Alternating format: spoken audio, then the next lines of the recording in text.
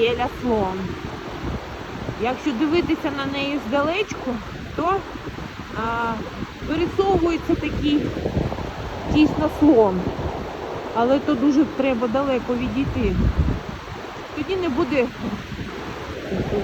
не побачимо річку. А вона тут така широчезна, така швидка. Бачите, які перекати красиві. Тож хочеться все побачити, і річку, і скелю.